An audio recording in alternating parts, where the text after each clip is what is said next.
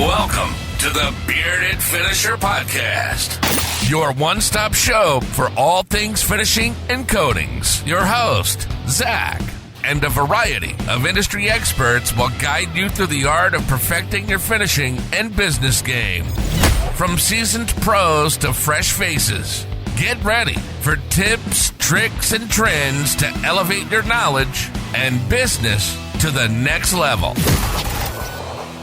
What is going on, everybody? Welcome to another episode of the Bearded Finisher Podcast.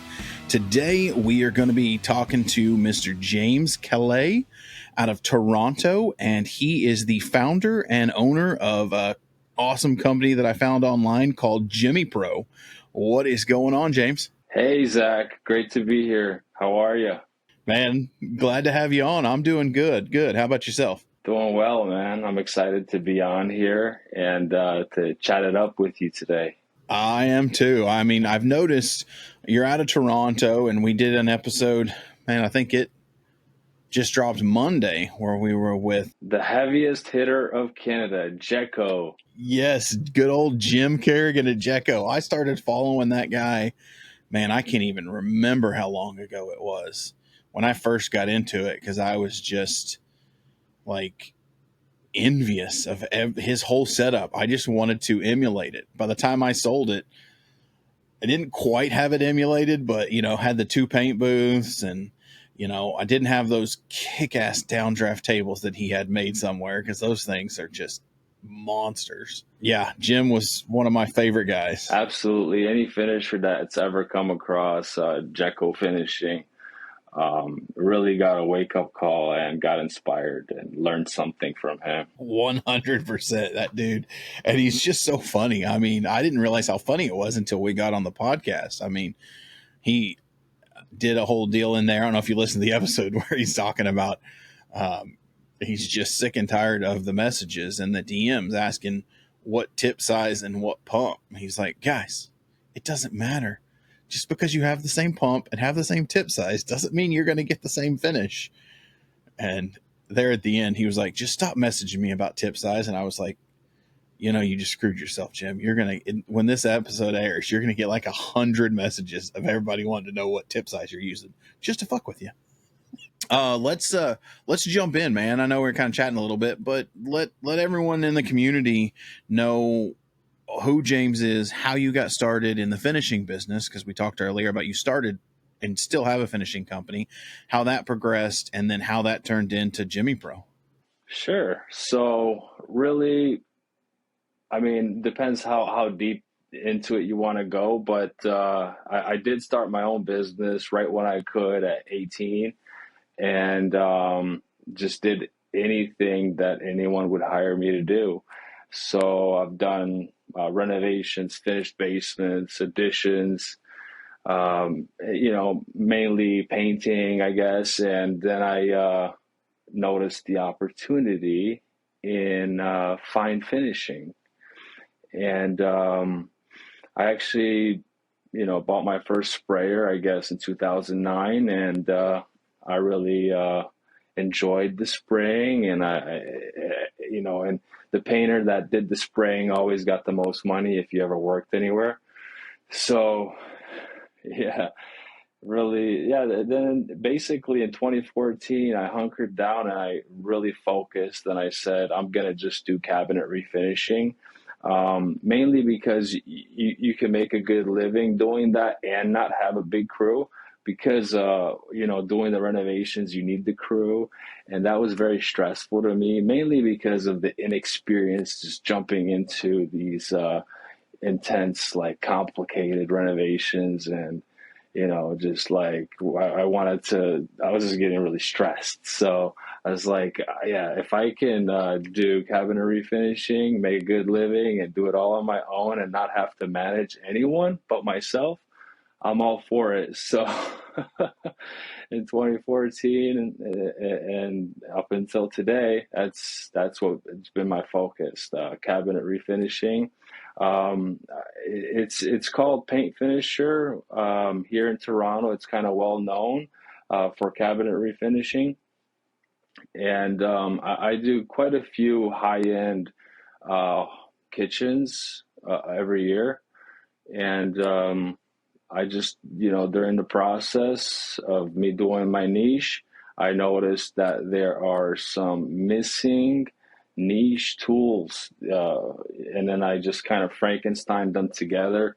And I noticed that there's an opportunity in, refining these Frankenstein tools that I was using, and productizing them.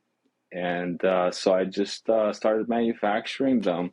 The first product, really, you can say, is the seal. It's called ventilation port.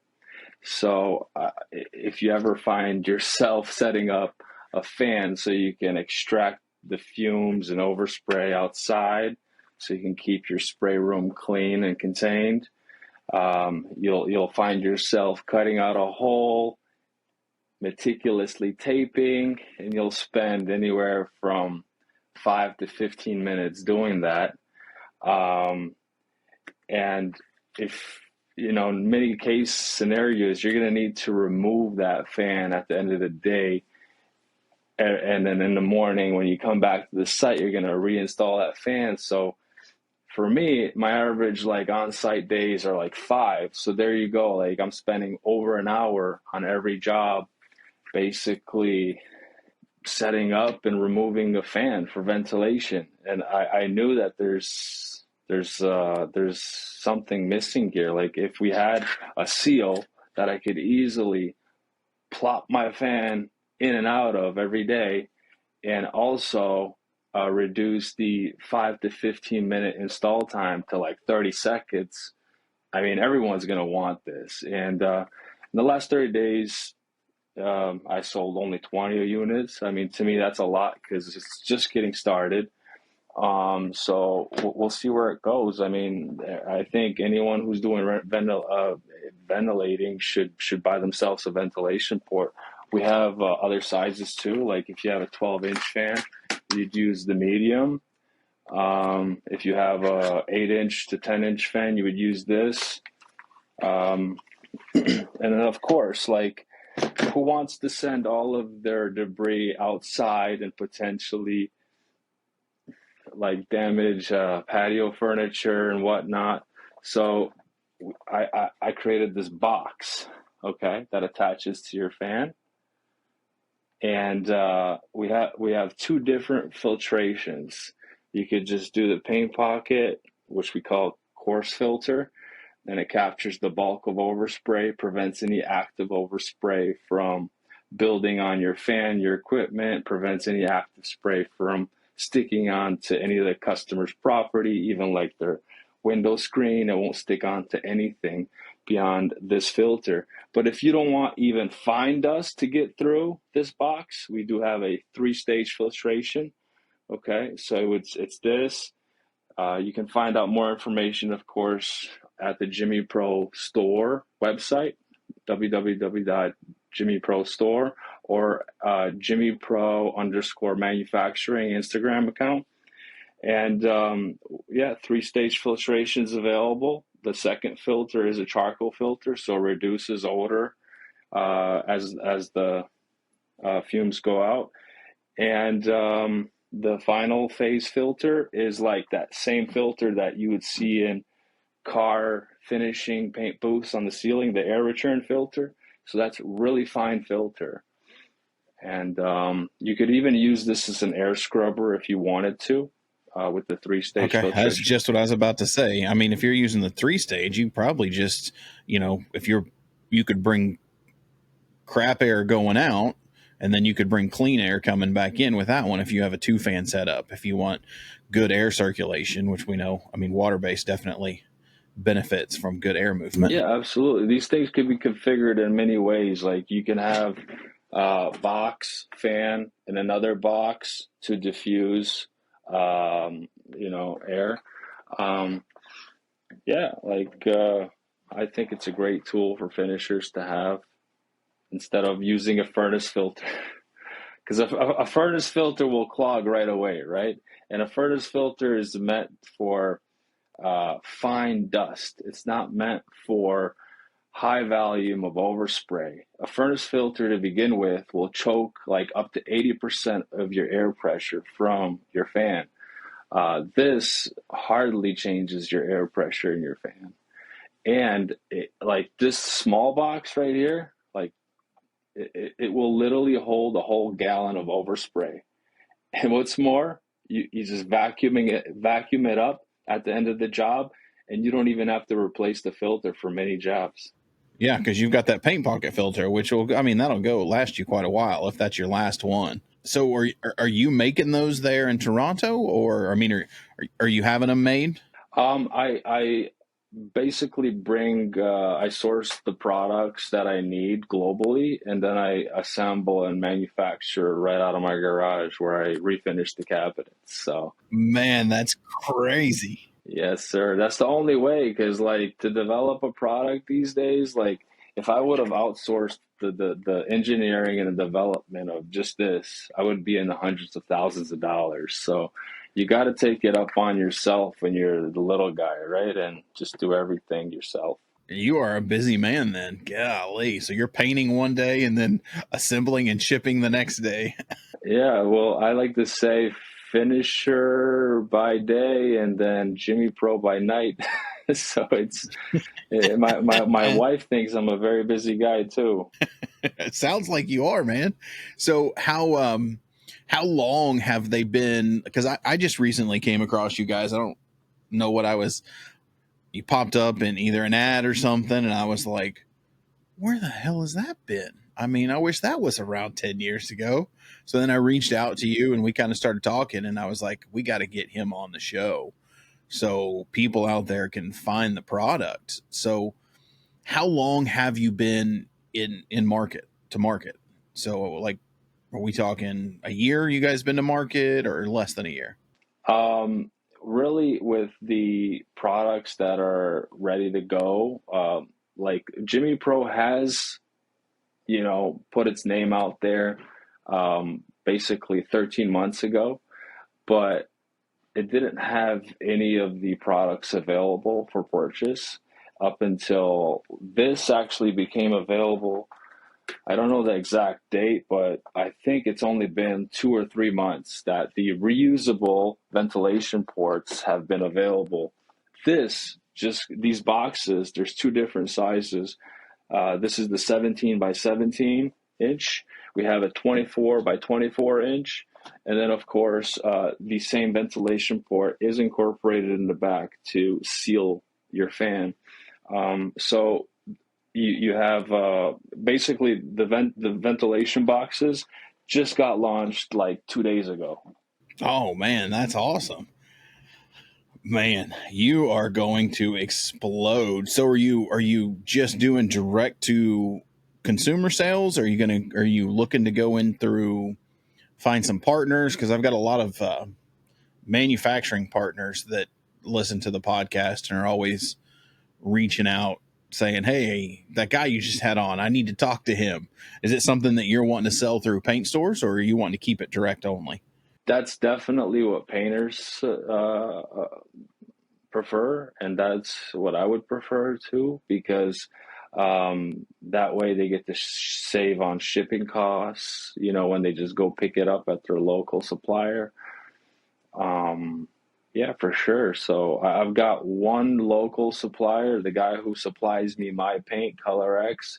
He is the first to bring me on. I still got to give him his first shipment of ventilation boxes and reusable ventilation ports. So I gotta, send him his shipment, but he's the first to bring me on, and I'm definitely looking forward to having other vendors, have my product available for their painters. Yeah, man. Yeah, we'll chat some more offline because I've got some people you need to talk to, because yeah, we could scale the crap out of that thing. I mean, it's amazing. I just, the reusable port on that little flange thing on the video that you have out there, just, I mean, I was just watching that going, some of this stuff you're like, how has that not been something someone has invented? But hell yeah, I mean, that's props to you. That's got to be pretty satisfying to see something being out that much. And I mean, 2 to 3 months and you're shipping like 20 in a day. That's pretty freaking awesome, man. Well, hopefully we get to 20 in a day, but it's been 20 in the last month. But hopefully you're jinxing me in a good way there. There you go. We'll get you to 20 a day. So as far as marketing, go to market, like what strategies have you been using as far as trying to get Jimmy Pro out there and to get people out there? What have you seen that's been successful as far as getting those 20 orders you got last month in? Well, I'll be honest with you, my whole focus for years, because just like a bamboo tree, you got to water it for 5 years until you have anything sprout up after 5 years of caring for it. So like these products have been in the works since, you could say, 2015, 16, 17. And then they just had to get refined, manufacturable, and then to be at a reasonable price, because initially it's just over engineered. It's just too expensive in the beginning. You just got to refine and make everything way more efficient. So that's what took years to do, while I was juggling cabinet painting. So really my whole focus has been to produce a good product. And now recently I've just sat down and I've edited some videos, took some photos of it, posted them on our Shopify website, and I haven't really spent any ad dollars on it. It's just been kind of organic so far. And I'd like to attend the show, talk to some, paint stores and all that. So that's the next step. Have you thought about, are you familiar with IWF? IWF? Yeah, it's coming up the 6th through the 9th of August, and it's in Atlanta. I went to the show in Las Vegas, Nevada last year, just to kind of scope things out and understand how it works. I got to learn some stuff myself. If you can get away, AWFS is a great show, great people, very... what I like to tell people is the way I refer to them is AWFS is very North America. It centers around North American manufacturers. IWF, even if for a couple days you can get out to Atlanta to go to that show, and you can get a manufacturer, anybody to give you a ticket, a guest pass, but easily 2 times, probably 3 times the size of AWFS. Wow. And I thought the Las Vegas one was huge. Atlanta, because Atlanta brings all of the European manufacturers, both equipment and coatings and accessorial stuff. I mean, Atlanta's nuts. Like the best way I tell people is my first time going to Atlanta is you could spend 2 days open to close and just walk. Spend less than 3 minutes if you want to see everything. And 2 days is probably not enough to walk and visit every single booth. It is absolutely insane. But what you run into at IWF is you run into a lot of, I know a lot of my friends from the distribution world, looking for products like yours are going to the show. That would be something that if you can break away, it's probably well worth the investment to just go hang out at that show. And like reserving our own booth. I don't know if booth would be quite there for you guys, because it's not a cheap show just to organically grow. But if you go, or maybe, do you know Stefan over at Envirolac? Of course, yeah. He's my neighbor, basically. He's just down the road. He's going to be there. Just go hang out with him and say, hey, let me come hang out with you and set these things up. And he's got guest passes. All the manufacturers had guest passes. We would give them away all the time. But yeah, even just hanging out with Stefan for a couple days. That would be, because he's going to get in front of a lot of people. Does he sell tools? Because I think he just sells Envirolac. He just weighs in Viralac, and then he does paper abrasives, 3M and stuff like that. But the people that will come to his booth are the finishers, the manufacturer, or the distributors that are looking to bring in a water-based coating line. They'll come by and talk to him, or you'll have some influencers there. I don't know. You've got Dennis Rodriguez, you've got Eric Reason. I know I'll be over there just hanging out, but I mean that's a huge just to if you just have some there, just for people to put their hands on, dude. I think that would be insane for you. Wow. Yeah, that's a great idea. I'll take that one to heart. Zach, I thought I seen a photo of you at a booth kind of being a paint rep. Is that is something So I correct did or? that. So I sold my company 3 years ago. My wife wanted to go to the next level in her career, and we sat down and we talked about it. We lived in Oklahoma at the time. So I said, babe, you've let me do my thing for the last 10 years. We've grown this thing. It's your turn. So I sold the company to my foreman, and we moved to Dallas. She got a promotion and wanted to go, and said, let's do it. So we moved down to Dallas, and I was not approached, but reached out to by Centurion Wood Coatings to come tour their facility and do some promotional videos on my website, and just kind of show people around, see what they've got, and maybe talk to them about helping them with their social media and help with them with the training program. That parlayed into, we want you, but we don't want you to work for anyone else. So they offered me a job, and I went to work for them full time. So I did the manufacturing side, ran their sales division, helped with their manufacturing, helped lean them out, helped add equipment to increase manufacturing. I did that for 2.5, almost 3 years. So, and in that time, I think we added, man, I can't even count, at least 40 distributors. We added 40 distributors, some big distribution networks as far as co-ops, increased their sales by 38%, increased their margin. I mean, had a lot of fun on that side of it. So I've got the end user side. Now I've got the manufacturing side. That was a lot of fun. And then we actually moved again from Dallas to Central Texas. And I thought that was a good opportunity, that what I'm doing now was what I wanted to do when Centurion said, hey, just come to work for us. Come to work for me. The owner's there. This was the original plan, was to do this. So about 2 years longer than I wanted, but it was a lot of fun. I met some amazing people all over the country, traveled, made some great contacts, which kind of helped parlay into this. But yeah, I was running the sales and business development for Centurion Wood Coatings for 2.5 years. So where are you now? Now I live in Waco, and I am doing this full time. So I do the podcast, and then I offer coaching and mentoring to painters wanting to scale their business. And then I offer consulting to manufacturers that are wanting to take their manufacturing and their business, their sales to the next level.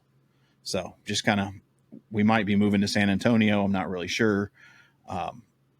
That's a whole nother story on my wife's side. But when we moved to Waco, we didn't want to buy a house because we didn't know how long we'd be here. So we bought a 45-foot motorhome. So Oh, wow. we live full time. Yeah, it's a blast. We live full time in a motorhome, which is where I'm at now doing the recording.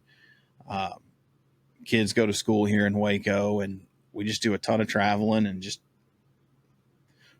surprised at how much we enjoy the lifestyle of just being what you call nomads. I mean, I just got back from a 3.5 week trip. My wife worked remote. We went down to San Antonio for about a week. We went to Oklahoma for a week. We went to Colorado for a week. I think we're going to go on another trip down to Houston or somewhere, and then we're going to South Carolina. I mean, I just set this up, do my recordings, and help guys with my consulting and coaching calls, and it's a blast. Wow. Wow. That's so cool, man. More power to you. So do you miss like finishing at all? Do you think about going back to finishing I or? mean, I'm kind of like you. Like I've thought about it. I do miss it. I miss playing in the shop. I miss trying to figure out a finish for a customer. I miss doing the high end finishes. But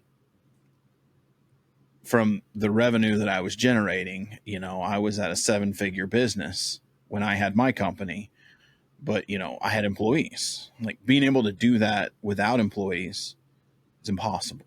No. Like I feel like the cap, unless inflation really accelerates, like the cap is kind of if you run a really lean machine, you get to like 200K, 250K all on your own. Yeah. Yeah. And that's, top line revenue. You can do 200, 250, and then your expenses. I mean, I know I understand what it takes to get to that point, but I'm kind of like you. I don't know if I want employees again. Yeah.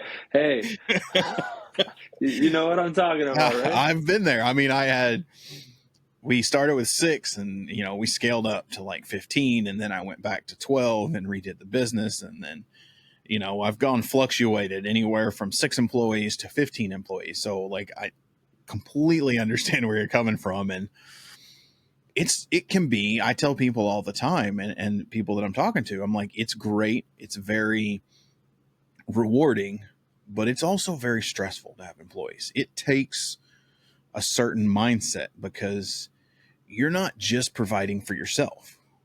You got to make sure you have enough work that if you've got, 6 guys working for you, let's keep it simple. Well, each one of those guys more than likely has a wife and has a kid or two. So you've got 12 to 18 plus your family that really kind of falls on your shoulders to make sure you have enough work that you can pay them, that they can pay their bills. And man, that can be stressful at times. Exactly. And the anxiety of letting go of, the results that the customer gets really gets to me. Like I can't just like sit in the office and be relaxed knowing that there's a crew, delivering the service without, hands off. Because my standards, I like to have them really high, and then it's kind of next to impossible. I don't know. It takes another mindset to be able to have employees. But, my father-in-law was my mentor, and he had a painting company for 30 years. I mean, he painted for a guy during the day while he built his paint company at night in Colorado. And then he came to Oklahoma and started another painting company back up. And he just had so much experience. And I really just, soaked everything I could in and learning how to build the right people. We had guys that worked for us for, when I bought the company from him, 25 years. And then they worked another 10 years for me. But, that takes time to build that kind of trust and for you to them to you, and camaraderie that they don't, I think we've talked this past week when we were in Durango, they were moving. He said that we always had a joke because we had trucks, W-2 employees were all of our guys. So, it would start with me. I would drive the truck. And then once it hit certain miles, then it would go to a crew truck. Then once it hit us about 200,000 miles, the maintenance wasn't worth it anymore. So we would just give it to one of our guys to sell it to him for like $1, because I don't want them saying that you sold me a truck for X amount, wasn't worth it, blah, blah, blah. So I'll sell it to you for $1, and you have a truck that you can bring to do your, I don't know, 20. I would say over the 30 years, 15 to 20 guys that they would get that truck. And within 6 months of us selling them the truck, they would quit and start their own business. Yeah, that's the freedom, right? A Yeah, vehicle is like the number one tool, right? So you're exactly. totally free to do whatever you want once you can get from A to B independently. Yeah. I mean, that was always the gamble. Yeah, what I noticed, who really succeeds in scaling service-based businesses, especially painting business, are the guys who don't know how to paint. Because going from being in the field, providing the service, fulfilling it from A to Z, all on your own, and then working your way out of the paintbrush and out of the tools and out of, off of the spray gun is a super difficult transition. But the sales guy who just comes into the business and has like a PhD in whatever will just like launch and will run this huge painting business, and they're stress free. Like, I don't know, it looks like they're stress free. I mean, I'm sure there's always some sort of stress in there. That is the hardest for guys that I coach now that are looking to go to that next level. That is the hardest thing, is to get out from behind the gun. But I tell them there is a skill set to finishing, 100%. Not everybody can do it. There's also a skill set to running and scaling and operating a business. And you can be great at finishing and not great at scaling a business. But if you recognize that, then you bring someone in that can help you. But they're two different skill sets. Like, it's very hard for a lot of painters to just scale the business, because for the very reasons that you said. I mean, and that's probably one of the hardest hurdles that I always run into, that I hear from everyone. Yeah, because it's two transitions. It's one, getting off of the tools, two, uh, scaling sales and managing people. The guy who doesn't have to rehabilitate themselves off of the tools has an advantage, right? So, because like once you do something for years on your own, you know how you like it, you know how it should look, and then the thing is, no one's going to do it your way exactly with your, sequence of moves that you do, right? Yeah. So, Yeah. I mean, I kid, when we started scaling, and I owned a concrete and tile company before that, and I did a home theater company before that, all service based. Um, and then I got into the painting, and I was like, I got to figure out how we can scale this.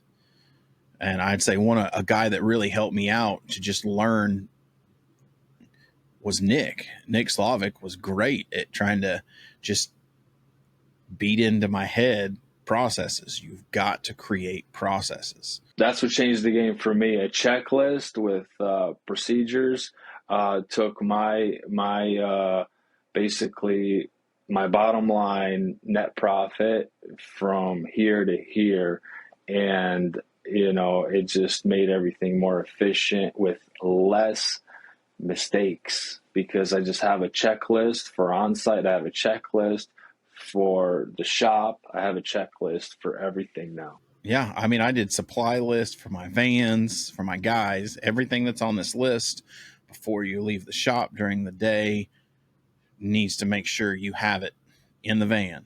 It'll get you going. You don't have to wait for supplies. Same thing for prep, interior painting, exterior painting, new cabinets, refinish cabinets. We got down to the point to where it was, you've got your Merca, whatever, automated sander, orbital sander. Yeah. You start around the face frames, and you make back to start one. That's one pass. You make 4 passes, and then you feel it. And if it feels rough, you can make 2 more passes, but you don't exceed that without approval from the floor supervisor, just to try and create the same thing over and over and over again. I mean, it was time consuming, but oh my God, it was so effective. It was just insane. But I can't remember. get this thing to open up. I can't remember how many times I would fill the whole thing out and get it all printed up, say, all right, guys, here it is. And then they would use it for a week and they would be like, we need to change this and add this and move this. And I'm like, damn it. I thought we were there constantly. It's like a living document. You're never there. Never. You're never there. There's always variables. There's always variables. And that's what needs to be in the checklist, the variables. That's a good one. Yeah. Yeah. You got to have those variables in the checklist. So when you got into finishing on the cabinet side, is it something that you just kind of started trial and error? Let's start doing kitchens. Did you go get some training? Like, how did you get your training to be so efficient and stuff on the cabinet side? Well, painting really got introduced to me when I was 9 years old, going out with my dad in the summers and my uncles. They were all painters. And, I guess you could say like approximately 6-7 years ago, I turned into documenting everything and being just more rigor oriented and step-by-step oriented, you know what I mean? So I really sat down and dissected the process and the results, and I created my checklists and my step-by-step processes for each segment of the process. And when you have 32 steps, give or take, on site to do a refinish job of the exterior of the structure, even you can get out of sequence being the creator of the checklist of the step-by-step process. So I'll catch myself going, double checking, because I trust all the brain power that went behind that process setup. So, and it works. It's been proven year after year. So I got a lot of variables built in my process. Yeah, because I tell guys, write down how you finish a cabinet and not while you're finishing a cabinet. Because if you're trying to do it while you're doing it to see if you get order of sequence, it's gonna get out. You're gonna forget steps. When you're finishing, your headphones in. You're just going to town. You're doing what muscle memory is telling you to do. Now, going back and writing it down without that muscle memory kicking in makes you add things that you didn't think about. And then you go back while you're doing it and you're like, I'm glad I put that down, but I don't think I would have done that if it wasn't written down. I mean, if you haven't done 100 kitchens, you still got a lot to see. That is so true. That is so true. Even on your 1,000th, you'll notice a variable here and there, but the first 100 is what you can start charting your course after there. That's a good one. Yeah. Yeah. You've got to get some under your belt and, kind of get the used to doing it to find out what's going to work. So what about on the business side? We talked about the finishing side with both Jimmy Pro and Paint Finishes. Like what kind of resources have you been able to find or use up in your area as far as growing that business knowledge? Watching people's social media through the years, I've picked up lots of neat tricks.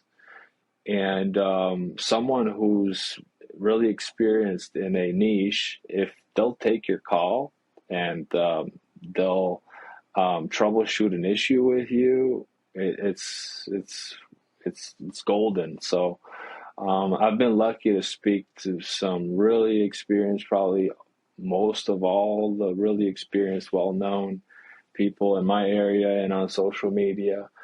So I've been able to gather their tricks and secrets and incorporate them in mine. And after a while, you forget to give credit because they're just yours.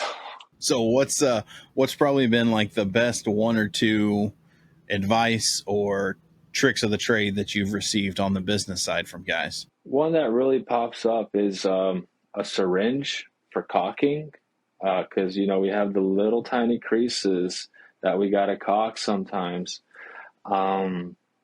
And I just, with the regular caulking gun, you can't make the orifice hole that small to, without having excess, like way too much caulking. There's too much cleanup. So there's this monojet syringe that I discovered through a local heavy hitter in the area. They're called Paint Core. They do a ton of cabinet refinishing. They've been in business since 2008. They're not like huge on social media, but this guy, he's really knowledgeable, a little older than me. He told me about the monojet, probably discovered that one in 2017, 18. And since then, I noticed a couple other guys using the little syringe for caulking. I think I that's just went and followed Paint Core. Oh, they're great. Yeah. If you can get him on the podcast, I'd love to see that. He'll drop some bombs for sure. I'll reach out to him and see what he says. The one that got me on the finishing side, I can't remember his name. I'm just brain farting, but it's Insta Painters. He's over in the UK, and it's kind of similar because he uses the syringe sometimes. But when I started training my guys on when you just got shitty lines from a blade that cut your shaker doors or whatever, and you've got to caulk them. We don't want to caulk them hardly if we don't have to, but some of them, they just look like crap. Was that razor blade trick of a small bead and then just cleaning it out with a razor blade.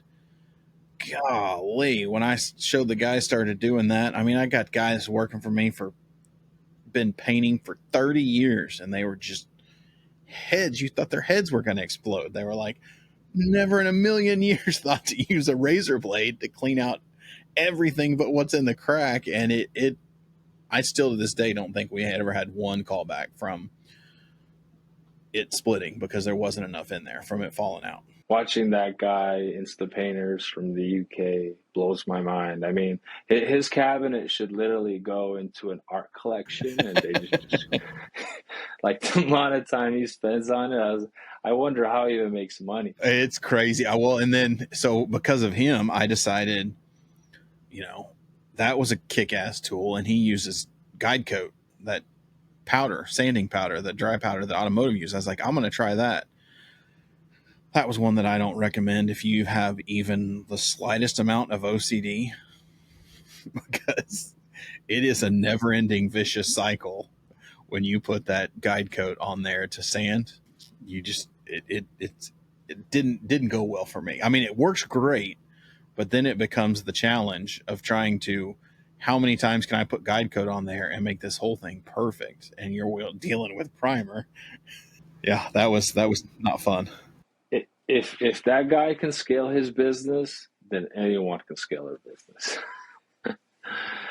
I don't know if you know what I mean, but that perfectionist mentality, that's next level. And that's what stops people from scaling, right? So yes, that's exactly what stops people from scaling, is they can't give up on a few things. And that took a while for me to learn too. We ended up having to do you do much new cabinets, or is it pretty much all remodel? I stopped. As soon as I transitioned from a industrial warehouse to my garage, where I can only use like water base, I'll use bin for primer, but I won't use the solvent stuff. And that's kind of a must if you're gonna charge per square foot to paint for factories. You can't be using water base. Like Jekko doesn't, and he won't, because as soon as you go to water base, your prices need to go up, and you should probably be doing only refinishing with water base. So yeah, I mean, I will say you can. There's some acrylics out there, some 2K waterborne, and the prices are getting better. But on that, solvent 2K polyurethanes are still hands down some of my most favorite coatings I've ever sprayed in my entire life. Yeah, they're just more durable, right? Yeah, I love water base. Water base has its need. There's a lot of companies here in the US, even manufacturers, that are making that transition because the price is getting. I mean, you can get industrial water-based 2Ks now in the US for probably, I would say, 3 to 8% higher than what solvent 2Ks are. My point's not even the cost per gallon. It's really the dry time and the ease of getting top-notch results when you use a precast lacquer. Like it's just way easier and quicker and faster. It is the learning curve. The learning curve. I mean, they're getting there. I will say, from the manufacturing side, if you're running a flat line, that's most of the guys that are switching over to water base are a lot of flatline guys, because they can, with the indirect heat and the infrared curing, they can take water base, and it's almost duplicating the dry time and the stack time to a precat lacquer. But there is that, it's that ultimate, what I call the ultimate kick in the huevos, is Mother Nature. As soon as you think you have water base figured out. You speak Spanish? No. I didn't know. Oh, yeah, of course. You spent all that time with your Latinos. You learned a word or two. A little bit. I mean, I can fumble my way through a conversation, but I mean, Mother Nature is just, she doesn't play. Like, as soon as you think you're the God's gift to water-based coatings, you're going to get a reality check from Mother Nature. She's going to throw something at you. Like you said, it's those, those curveballs, those unknown factors in water-based that make it just a little bit less. In the finishing world, it's either or. And if you think you're going to finish for factories and do refinishing, you won't be doing it for long, because you can't use solvent base in a customer's home. You'll do it once or twice, and then you'll see how my daughter just walked in, their daughter's going to walk in, and you're going to say, do I want to do this to this family with this formaldehyde and all this stinkiness and all this stuff? So yeah, it's either or, really. And then I've seen guys that, I remember one time I got a phone call from a customer. We sprayed CV in their house because they wanted the best, just on the boxes. And I was like, it's not going to smell good. You guys should get out. No, we'll be fine. We'll just stay out during the day and come home at night. And I'm like, it's still not going to smell good. I don't want you to do it. And they're like, nah, we'll be fine. I'm like, okay, I'm tired of arguing. And they got a text at like 10 o'clock at night. They're like, something's wrong with my dog. And I'm like, well, yeah, he's probably high as crap. Their nose is like 10 times better than ours, and yours is struggling with it. Your dog's probably walking into walls right now. And she was like, I don't think we can stay here. And I'm like, yeah, you should probably go get a hotel room. And they ended up doing that. But man, they said their dog was just like pawing at the ground and covering his nose and howling and walking sideways. And I'm like, yeah, your dog's probably high as a kite right now. But if you have to spray water base, there you go. Don't do it without a ventilation box from Jimmy Pro. Perfect plug. I like that. I forgot to mention something. Yeah. So internally, we have this acoustical panel which reduces your fan noise by 30%. So it makes the work environment more comfortable as well. Oh, yeah, you gotta get out to IWF with some of those. Yeah, the channel, you just use a putty knife, and you tuck in your filter. Minute job. Again, you don't have to replace filter on every job. You just do it every once in a while. When you do, it's easy to remove and replace the filter. The filter is going to be available through our website as well. You guys are going to sell the paint pockets as well? Yeah. And the charcoal? Yeah. Oh, that's awesome. Yeah. The 3-stage or the the single filter. Awesome. Well, I know we're coming up on here, and one of my favorite things to ask, which I think I already know the question to this one, but before we call it a day, what's James do outside of running a painting business and starting a manufacturing company? I mean, is there time for hobbies and passions? I enjoy getting in my car and going through drive-through to grab a coffee, a black coffee. There you go. That's probably about the only spare time you have. Yeah. For now. Hopefully it, just like the refinishing business, I made it efficient and I got my time back. Instead of 60 hours, I brought it down to like 30 hours. This as well, hopefully I'll bring it down to a manageable amount of hours. Yeah, I think you can get there. I mean, if you did it with painting, you can do it with manufacturing. There's the positive to manufacturing, which why I think a lot of people like to go into it, is you can automate so much. In a service-based business, there's really very limited in what you can automate. But when you go into manufacturing, yeah, service, you're just trading your time for money, right? So that's if you're not giving away your time, you're not making any money. exactly. If you can get into that world of manufacturing, then people are buying widgets while you're sleeping, so you can make money all the time. Absolutely. I mean, for now, I'm still trading my time for money when you buy these products, because I'm the one that's spending however many minutes to make them. So, well, hey, James, man, I appreciate you coming on. I'm really glad you responded back. This has been an awesome conversation. Last bit of advice or words of wisdom for our finishing community out there. Oh, why didn't you prepare me? I could have thought about something. For sure, the most important thing is to have a process and prioritize and do the priorities. If you want to get the job, respond quickly. Return calls. That's so good. And then, one last shout out your socials one more time. I'll have them in the description down below, guys. But James, go ahead and shout both personal and then Jimmy Pro. Jimmy Pro Manufacturing. If you want to see my refinishing, videos and, my refinishing results, check me out at Paint Finisher.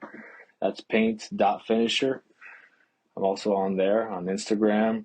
And I think I'm on TikTok as well. Yeah, I haven't got to that one yet. But everybody go check him out. Check out Jimmy Pro _manufacturing. He's got some cool stuff, awesome videos. Hit him up.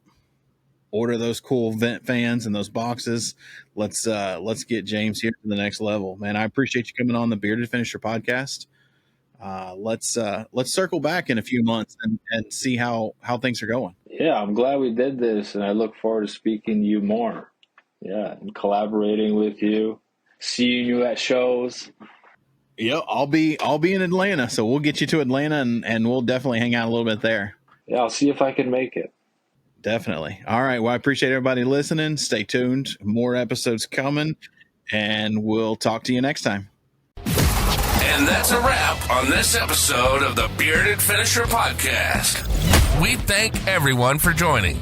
Keep hustling, keep learning, and never settle for anything less than your best.